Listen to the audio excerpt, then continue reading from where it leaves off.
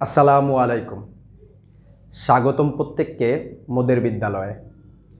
যে যেখানে বসে আজকের ক্লাসটি করছেন তাদের সকলের উপরে আল্লাহর শান্তি ও রহমত নাজিল হোক।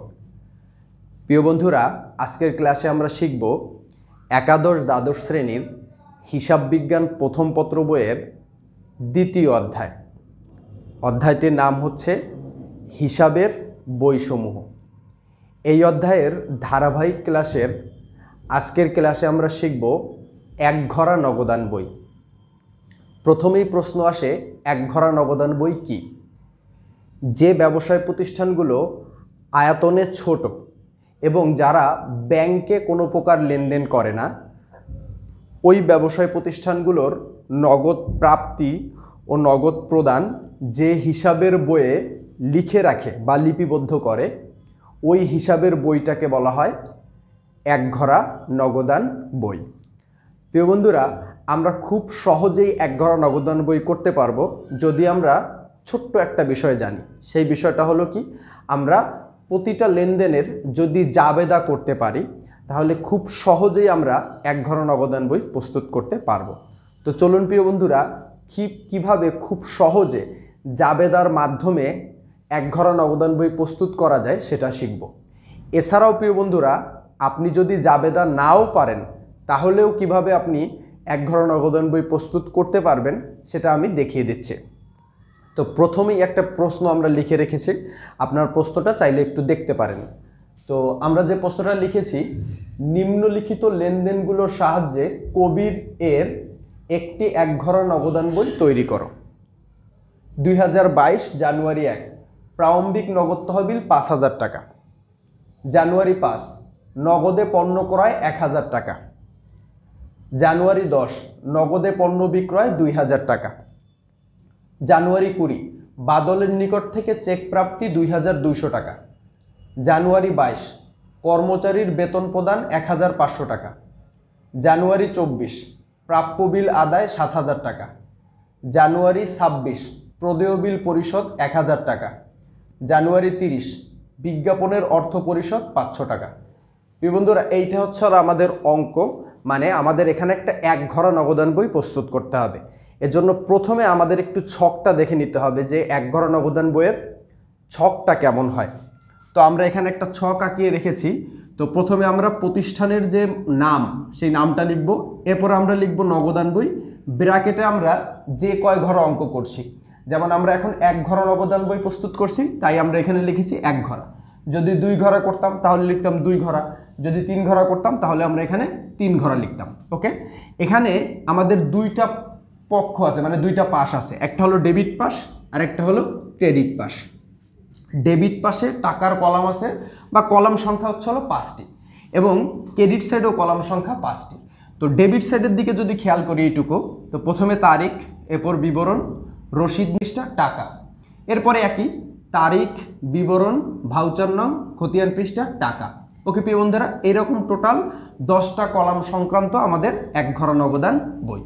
এবার আমরা একটা জিনিস মাথায় রাখবো, সেটা হচ্ছে হলো আমাদের ব্যবসায় প্রতিষ্ঠানে যদি নগদ টাকার আগমন ঘটে, মানে আমাদের ব্যবসায় যদি নগদ টাকা আসে, তাহলে সেটা আমরা অবশ্যই ডেবিট পাশে নিব। এবং আমাদের ব্যবসা থেকে যদি নগদ টাকা চলে যায় তাহলে সেটা আমরা অবশ্যই ক্রেডিট পাশে নিব। তো চলুন প্রিয় বন্ধুরা, আমরা প্রথম লেনদেনটা একটু দেখি। তো জানুয়ারি 1 তারিখে বলেছে প্রারম্ভিক নগদ তহবিল 5,000 টাকা। প্রিয় বন্ধুরা, প্রারম্ভিক নগদ তহবিল মানে এটা গত মাসের সমাপনী যে নগদ টাকাটা ছিল, মানে গত মাসে যেটা হাতে নগদ ছিল, অবশিষ্ট নগদ তহবিল মানে নগদ টাকা ছিল, একই কথা। তো এই যে নগদ টাকাটা, এটা পরবর্তী মাসের শুরুতে প্রারম্ভিক হয়, তো এজন্য এটা বলছে প্রারম্ভিক নগদ তহবিল। এই প্রারম্ভিক নগদ তহবিলকে আমরা ব্যালেন্স বিডি নামে লিখে থাকি। বিডি মানে হচ্ছে হলো ব্রড ডাউন, এবং এটা নগদ তহবিল, এটা আমরা ডেবিট দিকে নিব সবসময়। ওকে প্রিয় বন্ধুরা, তো প্রথম এন্ট্রি লেখার আগে আমরা সাল দিব 2022 জানুয়ারি 1। যেহেতু এটা নগদ তহবিল, প্রারম্ভিক নগদ তহবিল, এজন্য আমরা এটাকে লিখব ব্যালেন্স বিডি। কত টাকা? 5,000 টাকা। তো আমরা টাকার কলামে লিখব 5,000। ওকে প্রিয় বন্ধুরা, 2 নাম্বার লেনদেন বসে জানুয়ারি 5 নগদে পণ্য ক্রয় 1000 টাকা। এখন নগদে পণ্য ক্রয় করলে আমরা জাবেদা কি লিখি? ক্রয় হিসাব ডেবিট, নগদান হিসাব ক্রেডিট। আমি এখানে একটু রাফে লিখে দিই, ক্রয় হিসাব ডেবিট এবং নগদান হিসাব ক্রেডিট। এখন এইখানটাতে যদি আমরা খেয়াল করি প্রিয় বন্ধুরা, নগদান হিসাবটা কোন দিকে আছে? খুব সহজ, নগদান হিসাব আমরা প্রস্তুত করতেছি কি? নগদান বই। তো নগদান বইয়ের নগদান হিসাবটা যদি ক্রেডিট দিকে থাকে, তাহলে এই যে 1000 টাকা, এই 1000 টাকা অবশ্যই আমরা এই ক্রেডিট দিকে নিব, যেহেতু এটা ক্রেডিট দিকে আছে। সো এটা নিব 1000 টাকা ক্রেডিট দিকে। এবং আমরা নাম সব সময়, যেহেতু নগদান বই করতেছি, তো নগদান মানে নগদ টাকাটা লিখতে পারবো না, তাহলে বিপরীত নাম কোনটা আছে? ক্রয় হিসাব। তো আমরা এখানে অবশ্যই লিখবো কি হিসাব? ক্রয় হিসাব। ওকে প্রিয় বন্ধুরা, এবার আমরা প্রথম এন্ট্রি, যেহেতু ক্রেডিট পাশে এটা প্রথম এন্ট্রি, সেহেতু এটাও আমরা সাল দিব 2022 জানুয়ারি 5। ওকে প্রিয় বন্ধুরা, এছাড়াও আপনি যদি নর্মালি চিন্তা করেন যে আপনি যখন পণ্য ক্রয় করেন, এখানে বলছে 1000 টাকার পণ্য নগদে ক্রয় করা হলো, তাহলে পণ্য ক্রয় করলে টাকা আসে নাকি চলে যায়? প্রিয় বন্ধুরা, আমাদের যদি টাকা চলে যায় মানে নগদ টাকা প্রদান হয়, তাহলে সেটা আমরা নিব ক্রেডিট পাশে, একদম সহজ। আর আমাদের যদি নগদ টাকা আসে কোনো কারণে, সেটা আমরা অবশ্যই কোন পাশে নিব? ডেবিট পাশে। আমরা জাবেদা করেও করতে পারবো, কিংবা এভাবে চিন্তা করলেও হবে, টাকা আসলে ডেবিট সাইডে আর টাকা চলে গেলে ক্রেডিট সাইডে, একদম সহজ। এর পরেরটা আমরা একটু দেখি, নগদে পণ্য বিক্রয় 2000 টাকা। এখন প্রিয় বন্ধুরা, আপনি নর্মালি চিন্তা করেন, পণ্য বিক্রয় করলে টাকা যায় নাকি আসে? আপনার ব্যবসা থেকে আপনি যখন পণ্য বিক্রি করে দিচ্ছেন, তখন আপনার ব্যবসায় কিন্তু টাকা আসতেছে। তো টাকা আসলে কোন দিকে? অবশ্যই ডেবিট দিকে নিতে হবে। ওকে প্রিয় বন্ধুরা, এছাড়া আপনারা জাবেদা করেও করতে পারেন। তো জাবেদা করলে কি হয়? নগদে পণ্য বিক্রয় করলে জাবেদা কি হয়? নগদান হিসাব ডেবিট এবং বিক্রয় হিসাব ক্রেডিট। ওকে প্রিয় বন্ধুরা, তো নগদান হিসাব যেহেতু ডেবিট, সেহেতু আমাদের ডেবিট দিকে টাকাটা লিখতে হবে। কত টাকা? এই যে নগদে পণ্য বিক্রয় 2000 টাকা। এবং নাম লিখতে হবে বিপরীত নাম। বিপরীত নাম কি? বিক্রয় হিসাব। তো আমরা এখানে লিখব বিক্রয় হিসাব, বিক্রয় হিসাব জানুয়ারি 10। ওকে প্রিয় বন্ধুরা, এরপরে বলেছে বাদলের জানুয়ারি 20, বাদলের নিকট থেকে চেক প্রাপ্তি 2200 টাকা। এখন প্রিয় বন্ধুরা, এইটা নিয়ে আপনাদের অনেকের কনফিউশন হতে পারে যে স্যার চেক প্রাপ্তি এটা কিভাবে অন্তর্ভুক্ত করব। দেখেন প্রিয় বন্ধুরা, একটা বিষয় একটু মাথায় রাখবেন, মানে প্রতিষ্ঠান যখন কোনো চেক পায়, মানে প্রতিষ্ঠান যখন কোনো চেক প্রাপ্তি ঘটে তার, তো তখন সেই চেকটা অবশ্যই দাগ কাটা চেক হয়। এই বিষয়টা আপনারা একটু মাথায় রাখবেন। যেহেতু দাগ কাটা চেক, সেই তো আমাদের চেকটা যেহেতু আমরা পাচ্ছি, সেই তো আমাদের ব্যাংকে টাকা কিন্তু বাড়বে। তো আমরা এখানে ব্যাংক হিসাবকে কি করতে পারি? ডেবিট, আমি সংক্ষেপে লিখলাম। এবং আমরা এই নগদ চেকটা কেন পাচ্ছি? কার কাছ থেকে পাচ্ছি? বাদলের কাছ থেকে পাচ্ছি। তো বাদলের কাছ থেকে আমরা পাচ্ছি, বাদল আমাদের কি? অবশ্যই দেনাদার। তো আমরা এখানে বাদল হিসাব কি করব? বাদল হিসাব ক্রেডিট। ওকে প্রিয় বন্ধুরা, এখন দেখেন, এখন স্যার এখানে আমরা চেক পেলাম। এখন এই চেকটা যেহেতু পেয়েছি, আমরা ব্যাংক হিসাব ডেবিট করছি, কিন্তু এখানে তো ব্যাংকের কোনো কলাম নেই, কিংবা আপনি তো বলেছিলেন যে এখানে নগদ টাকার লেনদেন অন্তর্ভুক্ত হয়। কিন্তু আমি কিন্তু এখনই বলছি প্রিয় বন্ধুরা, দাগ কাটা চেক পায়। তো দাগ কাটা চেক পেলে ওটা আমরা ধরে নিব যে টাকাটা আমরা নগদই প্রাপ্তি হয়েছে আমাদের। চেক প্রাপ্তি কিন্তু নগদ টাকার শামিল। আপনি আমেরিকান যে মেথডগুলা অ্যাকাউন্টিংয়ের, মানে বর্তমান যে মেথডগুলা, ওই মেথডগুলাই কিন্তু দেখবেন ওরা চেককে নগদ টাকাই মনে করে। তো যেহেতু এইটা ব্যাংক মানে চেক পেয়েছি আমরা, সো এটাকে আমরা নগদ টাকা ধরে নিতে পারি। তো নগদ টাকা আমাদের কি? ডেবিট দিকে আছে। তো এখানে ব্যাংক হিসাবটাকে আমরা মনে মনে ধরে নিলাম কি? নগদ টাকা। তো নগদ টাকা ডেবিট দিকে থাকলে আমাদের টাকাটা কোন দিকে বসাতে হবে? 2200 টাকা ডেবিট দিকে বসাতে হবে। ওকে, এবং নাম বিপরীত নাম লিখবো কি হিসাব? বাদল হিসাব। তো লিখে দিলাম বাদল হিসাব।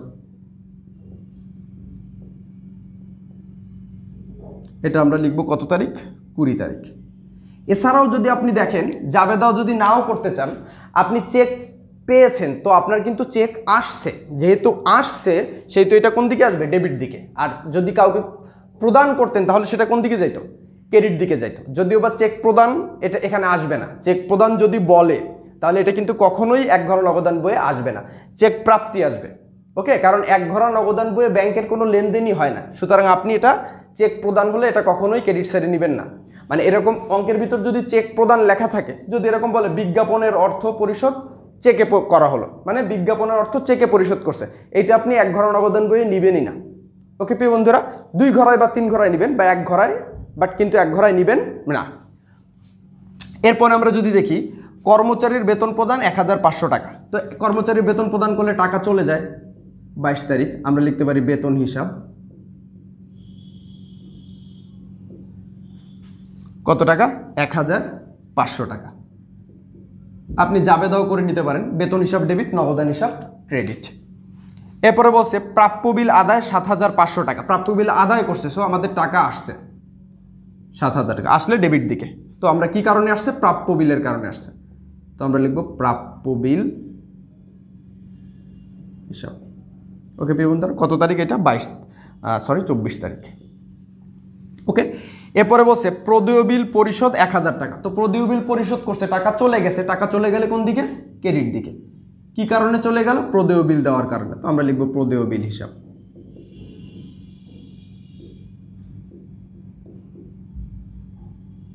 এটা হচ্ছে হলো 26 তারিখ। ওকে, এরপরে লাস্ট এন্ট্রি বলেছে বিজ্ঞাপনের অর্থ পরিশোধ 500 টাকা।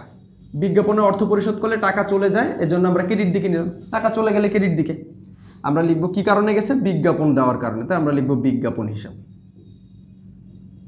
বা এখানে আপনি বিজ্ঞাপন খরচ হিসাব লিখলেও হতো। এটা হচ্ছে হলো 30 তারিখ। ওকে প্রিয় বন্ধুরা, বিজ্ঞাপন হিসাব ডেবিট, নগদান হিসাব ক্রেডিট। ওকে, আমরা খুব সিম্পলি এটা আমরা জাবেদা করে করে প্রতিটা লিখতে পারি। তো এবার আমাদের জের নামাতে হবে। তো জের নামানোর ক্ষেত্রে প্রিয় বন্ধুরা আপনারা এইভাবে জের নামাবেন, একদম সমানভাবে জের নামাবেন। এবার আমরা একটু ডেবিট সাইডে যদি দেখি, ডেবিট সাইডে টাকার অ্যামাউন্ট বেশি আছে, তো ডেবিট সাইড যোগ দিলে হয় হচ্ছে 5000, 2000 যোগ 2200 যোগ 7000 করলে বের হয়েছে 16200 টাকা। তো আমরা এখানে লিখলাম 16200। এখন প্রিয় বন্ধুরা এই সাইড এই পাশটা যোগ দিলে কিন্তু 16200 হয় না, কিন্তু তারপরও আমাদের এই 16200 এখানে লিখতে হবে, 16200। এখন আপনি বলতে পারেন যে স্যার আপনি এখানে 16200 কেন লিখলেন, এগুলো যোগ দিলে তো 16200 হয় না। কিন্তু প্রিয় বন্ধুরা অ্যাকাউন্টিং এর একটা নীতি হচ্ছে হলো ডেবিট পাশ এবং ক্রেডিট পাশ দুই পাশ সমান হতে হবে। তো এজন্যই আমরা দুই পাশ সমান করে দিলাম। এবার এই যে টাকাটা, এই টাকার থেকে এই যে এই পাশটা তো কম আছে, সেটা আমরা এই প্রত্যেকটা বিয়োগ দিব। বিয়োগ দেওয়ার পরে যে বিয়োগ ফলটা হবে সেটা আমরা লিখব। তো আমরা 500 বিয়োগ করলাম, এরপর 1000 বিয়োগ করলাম, এরপর 1500 বিয়োগ করলাম, এরপরে 1000 বিয়োগ করলাম, করলে বের হয়েছে 12200 টাকা। তো আমরা এখানে লিখব 12200। এই 12200 নাম হচ্ছে হলো ব্যালেন্স সিডি, ক্যারিড ডাউন। ওকে প্রিয় বন্ধুরা, এবং এই ব্যালেন্স সিডি মানে উদ্ধৃত্ত, মানে এই যে যেটা ব্যালেন্সিং করছি আমরা, উদ্ধৃত্ত নামাইছি। কত টাকা উদ্ধৃত্ত আছে, 12200 টাকা। এই উদ্ধৃত্তটা আমরা মাসের শেষ তারিখে গণনা করি। তাহলে মাসের শেষ তারিখ যদি হয়, এটা কোন মাসের অঙ্ক, জানুয়ারি মাস। তো জানুয়ারি মাসের শেষ তারিখ কি, জানুয়ারি মাসের ডিসেম্বর 31 তারিখে। তো আমরা এখানে লিখবো জানুয়ারি 31, শেষ তারিখটা আমরা লিখে দেব, যে মাসের অঙ্ক সেই মাসের শেষ তারিখ। এবং এই ব্যালেন্স সিডিটাই বিপরীত পাশে নিচে আসবে।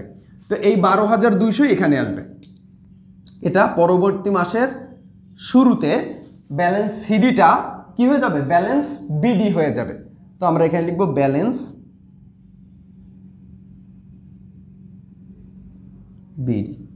ওকে প্রিয় বন্ধুরা, ব্রড ডাউন এই অনেকটা, এই ব্যালেন্স বিডি অনেকটা কি, এই ব্যালেন্স বিডিটা এখানে চলে আসলো। কিভাবে, আমরা পরবর্তী মাস দিয়ে দিই, জানুয়ারির পরের মাস কি, ফেব্রুয়ারি মাস।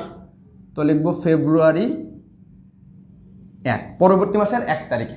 দেখেন প্রিয় বন্ধুরা, এই যে 12200 টাকা আমার, এটাই কিন্তু পরবর্তী মাসের মানে ফেব্রুয়ারি মাসের 1 তারিখে যখন আমরা আবার নগদান বই করব, ওই ফেব্রুয়ারি মাসের 1 তারিখে প্রারম্ভিক নগদ তহবিল এই টাকাটাই কিন্তু হবে 12200 টাকা। তো ওইখানে কিন্তু প্রারম্ভিক নগদ তহবিল হিসাবে 12200 টাকাই লেখা থাকবে। এবং আপনি ওটাকে, আপনি যখন ফেব্রুয়ারি মাসের অঙ্ক করবেন তখন শুরুতে এটাকে ব্যালেন্স বিডি লিখবেন। তার মানে এটা হচ্ছে হলো গত মাসের সমাপনীটা মানে গত মাসের সমাপনী নগদ তহবিল পরবর্তী মাসের শুরুতে প্রারম্ভিক নগদ তহবিল হয়, যেটাকে আমরা ব্যালেন্স বিডি বলি। এই যে সেম এই জিনিসটাই এখানে লেখা আছে। ওকে প্রিয় বন্ধুরা, এটা এভাবে চলতে থাকে। এখন প্রিয় বন্ধুরা, এই এক ভরা নগদান বইয়ে আর ছোটোখাটো কিছু বিষয় আছে, যে বিষয়গুলো আমাদের একটু মাথায় রাখার দরকার আছে। যেমন এখানে উপযুক্ত নগদান বই, অঙ্কে যদি উপযুক্ত নগদান বই প্রস্তুত করো বলা থাকে, সেক্ষেত্রে তো আমরা বুঝবো না যে এক ঘরা নাকি দুই ঘরা নাকি তিন ঘরা। সেক্ষেত্রে আমরা অঙ্কটা আগে পড়ার পরে বোঝার চেষ্টা করব যে ওইটা কয় ঘরা করতে বলেছে।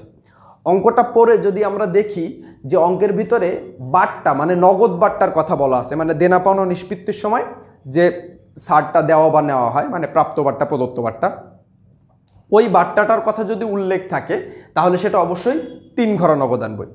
আর যদি বাট্টার কথা বলা না থাকে তাহলে, কিংবা ব্যাংকের কথা উল্লেখ থাকে, তাহলে দুই ঘরা। এবং বাট্টার কথাও বলা নেই, ব্যাংকের কোনো লেনদেনও নাই, তাহলে এটা অবশ্যই কি এক ঘরা নগদান বই। ওকে প্রিয় বন্ধুরা, আশা করি উপযুক্ত নগদান বই বললে আমরা বুঝতে পারবো যে কয় ঘরা করতে হবে। এরপর বলেছে মূলধন হিসাব ব্যালেন্স বিডি। আমরা ব্যালেন্স বিডি কখন লিখি? যখন প্রারম্ভিক নগদ তহবিল লেখা থাকে। কিন্তু মূলধন হিসাব যখন, মাথায় রাখবেন, কখন আমরা এই ব্যালেন্স বিডির জায়গায় ব্যালেন্স বিডি না লিখে মূলধন হিসাব লিখি, মানে এই ব্যালেন্স বিডিটা না লিখে মূলধন হিসাব কখন লিখি?